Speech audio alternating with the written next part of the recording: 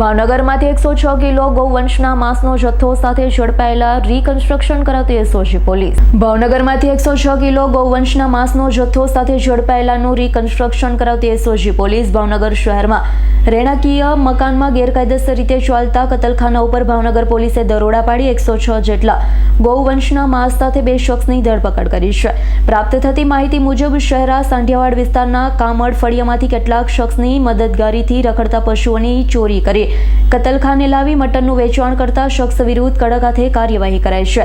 ભાવનગર શહેર તેમજ જિલ્લામાં ગેરકાયદેસર ચાલતી અનેક દૂષણભરી પ્રવૃત્તિઓ ભાવનગર જિલ્લા એસપી દ્વારા ડામવામાં આવી રહી છે. ભાવનગર એલસીબીના પીએસઆઈ જ્વાલા વીસી જાડેજાને મળેલી ચોક્કસ બાતમીના આધારે સાંઢિયાવાડમાં કામડ ફળીમાં અંજુમન ફ્લેટની બાજુમાં જમનાકુંડ વિસ્તારમાં રહેતા હુસૈન અબ્દુલભાઈ 52 મોહસિન હનીફભાઈ શેખના રહેણાંકીય મકાનને ચલાવતા ગેરકાયદેસર કતલખાના ઉપર દરોડા પાડતા 106 કિલોગ્રામ ગૌવંશ માંસ ઝડપી લઈ બંને શખ્સની ધરપકડ કરી.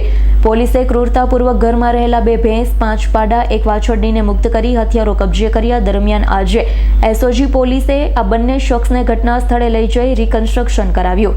ઇરફાન સોલંકીનો રિપોર્ટ, S9 ન્યૂઝ, ભાવનગર. અમારી તમામ માહિતીથી અપડેટ રહેવા માટે જોડાયેલા રહો S9 ન્યૂઝ સાથે.